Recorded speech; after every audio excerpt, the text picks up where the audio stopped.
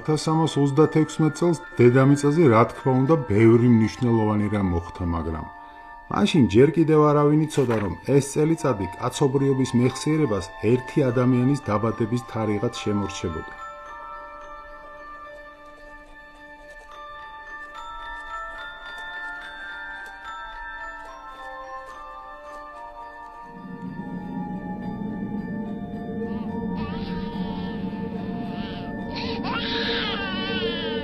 ის არც უფლისწული იყო და არც დიდგვაროვანი, ამიტომ მისი ამ ქვეყნად მოსვლა ზარზე იმით არ აღუნიშნავთ. მდინარეების სირდარიასა და ამუდარიას შორის მოქცეული მავერანახრის იმ მიყრუებულ სოფელ ხოჯაილყარშიც კი არ გაუგია ალბათ ყველას, რომ ერთი საშუალო შეძლების გათურქებული მონღოლის თარაღაის ოჯახში ვაჟი დაიბადა, რომელმაც მოგვიანებით მთელი აზია თავდაყირა დააყენა. ახალ შობილს თემური დაარქვეს.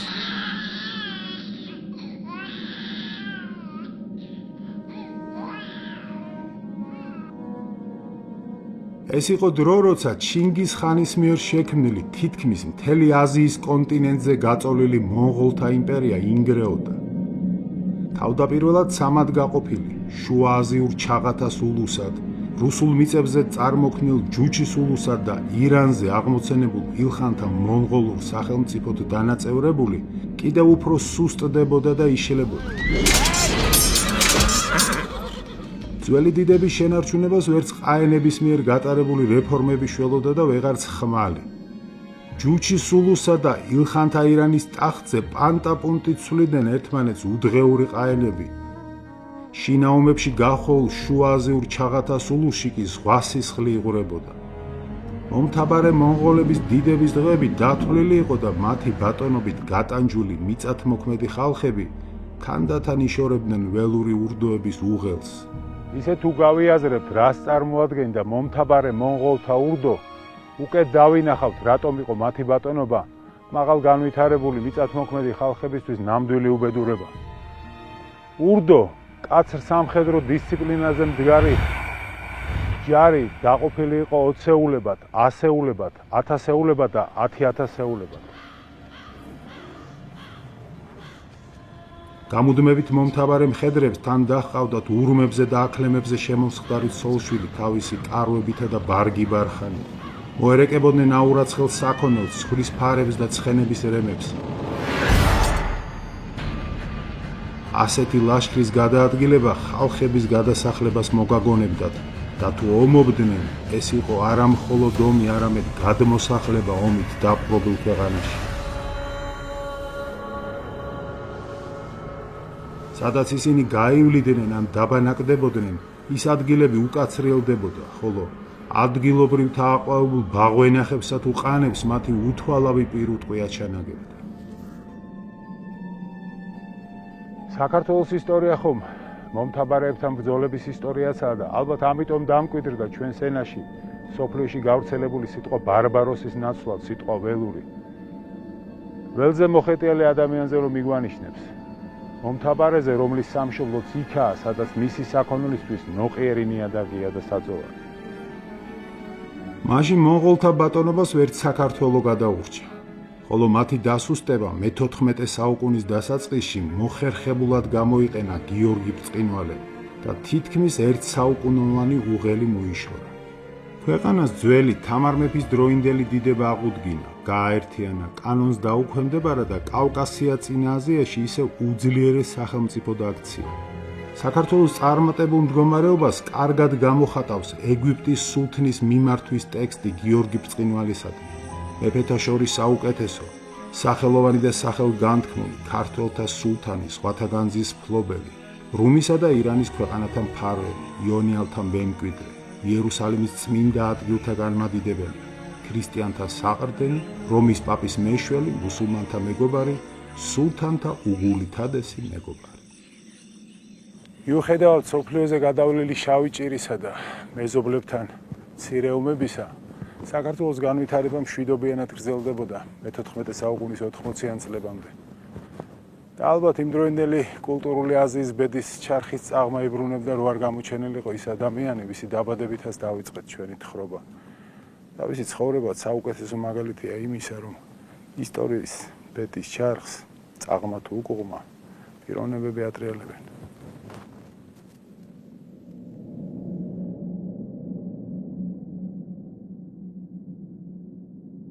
1336-ში, როცა თემური დაიბადა, მონღოლისტანად და მავერანახრად გახლეჩილ ჩაღათა სულუსში შინა ომები მძვინვარებდა. ძველი მომთაბარე ტრადიციით ცხოვრები მონღოლისტანელი ურდოები გამუდმებით თავს ესხმოდნენ მავერანახში უკვე ბინადარი ცხოვრების წესზე გადასულ თანამოძმეებს. თემურის მშობლიურ ტომს ბარლასებს კი უკვე მიღებული ჰქონდათ ისლამი, დაევიწყებინათ მონღოლთა წესები, თურქულ ენაზე ლაპარაკობდნენ და სამარყანდთან ახლოს ბინადრობდნენ. ასეთ სისხლისღვრაში ყალიბდებოდა თემურის პიროვნება, რომლისთვისაც ბავშვობიდანვე არ იყო უცხო კაცის კვლარ, ბევა და მიზნის მისაღწევად ნებისმიერი მეთოდის გამოყენება. ჯერ კიდევ ახალგაზრდამ თავისნაირი თავზე ხელაღებული ბარლასებისგან ყაჩაღთა რაზმი შეკრიბა და განუკითხავად ძარცვავდა ქარავნებსა თუ მეზობელ ტომებს. ცვიერებაში ბადალი არ ჰყავდა და როცა მისი ბიძა ბარლასთა დუმენის ნოინი იგივე 10,000 მხედრის მეთაური მომთაბარე მონღოლებთან ბრძოლაში დამარცხდა და გაიქცა, თემური მორჩილად ეახლა მონღოლებს და თვითონ მიიღო დუმენოინობა.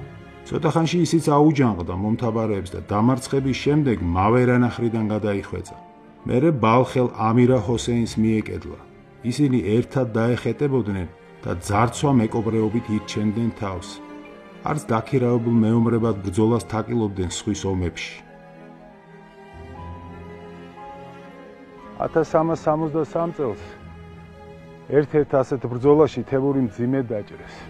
შედეგად მარცხენა ხელი გაუხმა და რაღაც მუხს მართავდა. აქედან მიეკერა მის სახელს ლანგი, რაც კოჭს ნიშნავს.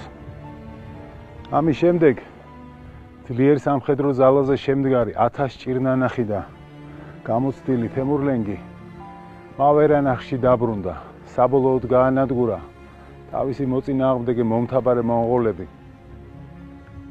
მოტყუებით დაეპატრონა სამარყანდს და ცოლად შეირთო ჩინგის-ხანის შთამომავალი სარაი მულქ-ხანუმი.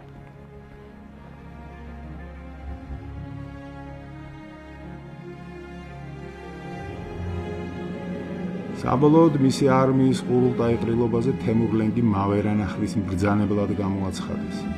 დაბიოებიდან აღზევებულმა ხელმწიფემ ჯერ რკინისებური სამხედრო დისციპლინა დაამყარა ქვეყანაში. შემდეგ ზედიზედ დაიპყრო ხორეზმი, ხორასანი, სისთანი და მე-14 საუკუნის 80-იანი წლების გარიჟრაჟზე გაერთიანებულ შუა აზიაზე გაბატონდა. აი აქ კი 50 წელს მიღწეული თემურის გონებაში დიდმა მიზანმა გაანათა ჩინგის-ხანის იმპერიის აღდგენა. შუა აზიაში მაშინ ამისთვის ჩინებული პირობები იყო შექმნილი.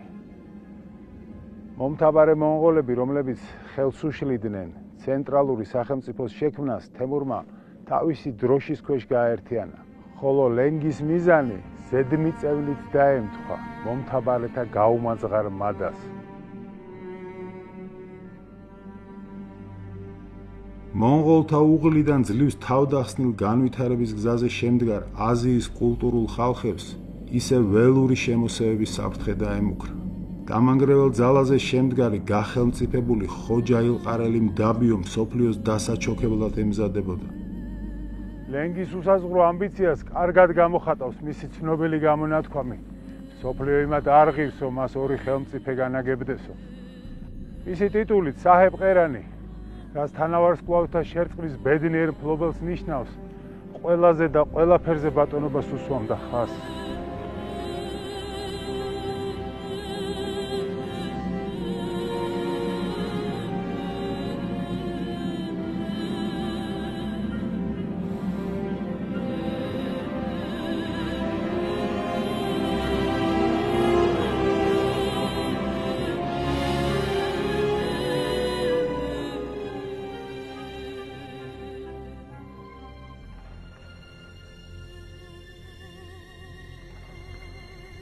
კასტილიის მეფის მიერ თემურთან ელჩად გაგზავნილ რუი გონსალეს დე კლავიხოს ჩვენს ქვეყანაზე გაუვლია და მაშინდელ ქართველებზე ასეთი რამ ჩაუწერია.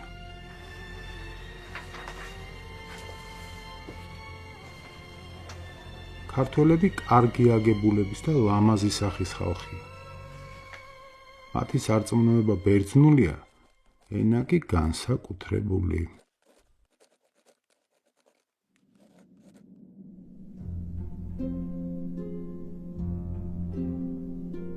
მე-14 საუკუნის 80-იან წლებში უძველესი ქრისტიანული ტრადიციის მქონე საქართველო მყარად იდგა ამ სარწმუნოებაზე და მისი ტერიტორია მოფენილი იყო ეკლესია-მონასტრებით.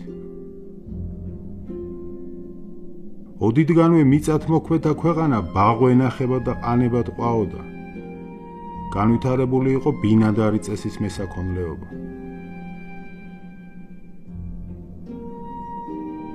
მასზე გამავალი საქარავნო გზებითა და ქალაქებით საქართველო ჩართული იყო აღებ-მიცემობის საგარეო სისტემაში ჩრდილოეთით ოქროს ურდოსთან, სამხრეთით წინა აზიის ქვეყნებთან, ხოლო დასავლეთით ჩრდილო იტალიის ქალაქებთან. თბილისი კეთილმოწყობილი გზებით დაკავშირებული იყო აღმოსავლეთიდან დასავლეთისკენ მიმავალ მთავარ საქარავნო მაგისტრალთან. ქვეყნის საგარეო ვაჭრობის სტრატეგიული პროდუქტი იყო მაღალი ხარისხის ღვინო, აბრეშუმი, ნიგვზის საუკეთესო ზეთი, რომელიც უცხოელი მემატიანების ცნობით თურმე ჩვენში კაკლის ტყეების არსებობის გამო ჭარბად მზადდებოდა.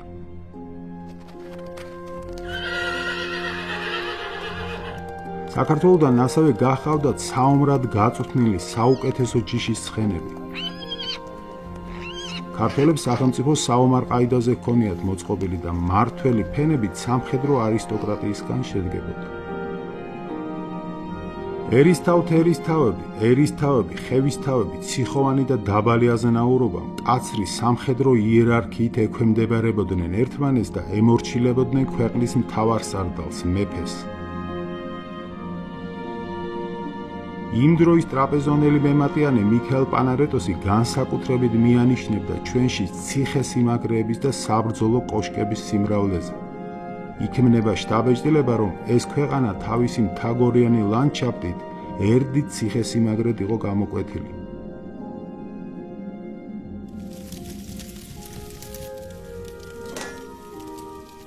საქართველოში ადნობდნენ ლითონს და ჭედდნენ საუკეთესო საბრძოლო იარაღს. ამბობენ აღმოსავლეთი და დასავლეთი იმდენად განსხვავდებიან, რომ ისინი ვერასოდეს ვერ შეხვდებიან ერთმანეთს. ამ ჭეშმარიტების მთქმელს საქართველო გამორჩა მხედველობიდან. ჩვენი ქვეყანა, სადაც ამ ორი განსხვავებული სამყაროს გზები მუდმივად კვეთდნენ ერთმანეთს. ხან მშვიდობიანად, ხანაც ომებით. მე-14-მე-15 საუკუნის მიჯნაზე სწორედ საქართველო იყო ის ერთადერთი ქრისტიანული ქვეყანა, რომელიც ომში იქნა ჩათრეული თემურლენგთან. ამიტომ ყოფენ ჩვენი მეცნიერები ჩვენს წარსულს ორ ნაწილად. საქართველოს ისტორიას თემურლენგის შემოსევებამდე და თემურლენგის შემოსევების შემდეგ. და არ არსებობს სხვა უფრო მძიმე ეპოქა ჩვენს წარსულში, სადაც ასე დაგვემუქრა სრული გადაშენების და გაქრობის საფრთხე. და მაინც რა მოიყვანა თემურლენგი პირველად საქართველოში. ჯერ კიდევ 1370-იან წლებში, როდესაც თემური შუა აზიას აერთიანებდა, მასთან თავი შეაფარა ჩრდილოეთის ჯუჩის ულუსიდან დევნილმა თოხთამიშ ხანმა. თემურლენგს თვითონ ეჭირა თვალი ჯუჩის ულუსზე, ამიტომ დევნილი თოხთამიში პატივით მიიღო და ერთ-ერთი პროვინციაც უბოძა. მოგვიანებით თოხთამიში ლენგის ჯარის დახმარებით და დაუცხრომელი ბრძოლით გაერთიანებული ჯუჩის ულუსის ერთპიროვნული მბრძანებელი გახდა. თემურის იმედი, რომ თოხთამიში მორჩილი ქვეშევრდომი იქნებოდა, არ გამართლდა და მისი სახით ლანგს თავისი არანაკლებ ენერგიული, ვერაგი და ცლიერი მტერი გაუჩნდა. მათ შორის 15 წლიანი სისხლის მღვრელი ომი ატყდა ჩინგისხანის იმპერიის მესამე ნაწილის ჰულაგუიანთა ირანის ხელში ჩასაგდებად. აი სწორედ თოხთამიშთან დაპირისპირება მოიყვანა თემური კავკასიაში.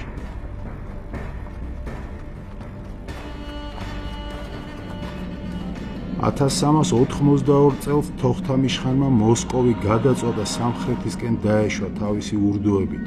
დარუბანდისა და დარიალის გადმოსასვლელებით გადმოლახა კავკასიონის ქედი. ჩრდილოეთ ირანს შეესია და სასტიკად დაარბია უმდიდრესი ქალაქი თავრიზი. თემურლენგს თვითონ ჰქონდა მიზანში ამოღებული ირანი, ამიტომ სასწრაფოდ გადმოლახა მდინარე ამუდარია უზარმაზარი არმიით. გზად ზედიზედ გაძარცვა ირანის ქალაქები და 1386 წელს თავრის მოადგა. თემურმა თავრიზი მსუბუქად გაძარცვა და მოსახლეობა სიცოცხლის გამოსასყიდად გადასახადი შეაწერა. მაშინ თავრიზი ჩრდილო ირანის დედაქალაქი იყო და ჯალაირების დინასტიის სატახტო. სულთანმა ჯალაირმა, რომელიც თემურლენგთან დამარცხდა, ხაზინა მიუვალ ალინჯის ციხეს შეაფარა. მისი დაცვა თავის შვილს უფლისწულ თაჰელ ჯალაირს დაავალა, ხოლო თვითონ ბაღდადში გაქცევამდე ლენგს დაცინვით შეუთვალა. მართალია, ბრძოლაში მკლავმა მიმტყუნა, მაგრამ სირბილში კოჭლობა არ მიშლის ხელსო. რახან თემურის კოჭლობა ასეთი ყვადაღებული ნაკლი იყო და მის სახელს მიეკერა, საუკუნეებს გამოყვა, ურიგო არ იქნება, გავიხსენოთ რას წერდა მასზე და მის გარეგნობაზე მისივე ისტორიკოსი იბნ არაბშაჰი.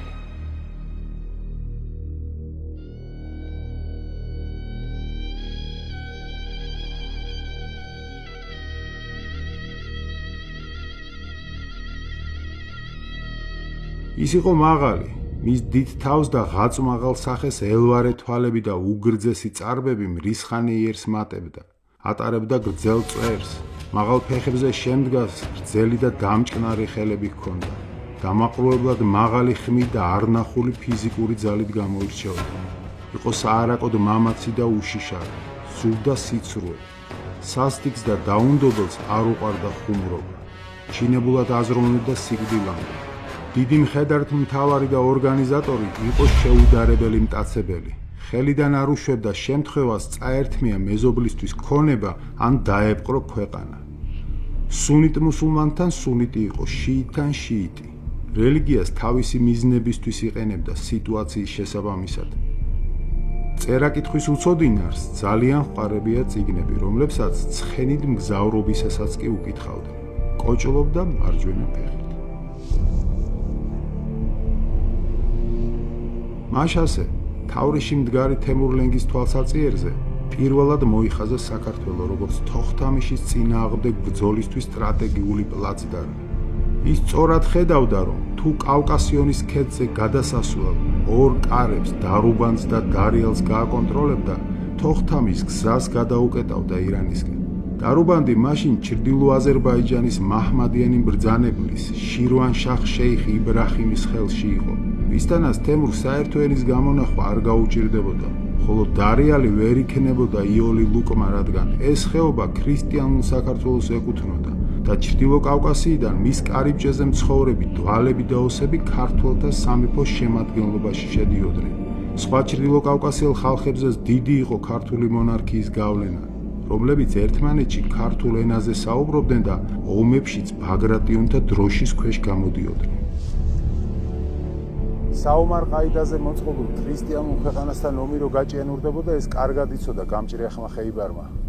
საჭირო იყო ისეთი სამხედრო მანევრის განხორციელება, რომლითაც ერთი დარწმით გადაწყდებოდა გურჯების პრობლემა. თანაც თემურს აცნობეს, ბაგრატ მეფე თბილისში მცირე ჯარით დგასო. შემოდგომა იწურებოდა და თემური ამოქმედდა. აბა ზამთრის პირზე ომს ვინ იწყებს, მაგრამ ლანგი არ ჰგავდა სხვებს. იმ დროს ჩვენი ქვეყნის სამხრეთის საზღვარი, საიდანაც თემური შემოიჭრა, მაკრიალის ხეობის გასწვრივიდო. თბილისს ექვემდებარებოდა ქალაქი ანისი, სამხრეთ-აღმოსავლეთით ლორეს ხეობა, გაჩიან-ხაჩენი და შამქორცი.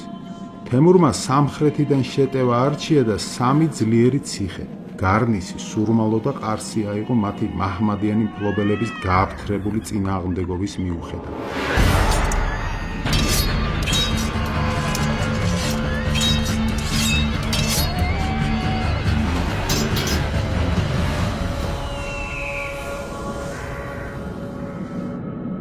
სამ პირველი ფიფქი რომ წამოყარა, თემურლენგი ყარსიდან მესხეთში შემოიჭრა. თრიალეთ ალგეთი გადმოიარა, ისე რომ გზად არც ერთ ციხეს არ შეხებია და თავისი ურიცხვი ურდოებით თბილისს მოადგა. იმ ნოემბრის ამინდს თემურლენგის მემატიანე შარაფ ად-დინ ალი იეზდი ასე აღწერს: ღრუბელი მორჭმული კაცის ხელივით ციდან ვერცხლს აბნევდა, განუწყვეტლივდა ყინვის სუსხისგან, თაისე ზანზარებდა, როგორც თრთიის შიშისგან ურწმუნო მტრების გულებიო. აბა ქართველების ურწმუნობისა და შიშით ათრთოლებული გულებისა რა მოგახსენოთ, მაგრამ როგორც ჩანს, ჩვენში ადრიანა დაციებულიყო და გადაუღებელად თოვდა. იდგა 1386 წლის ზამთრისპირი. ალყა შემორტყმული თბილისი სისხლის ღვრისთვის ემზადებოდა.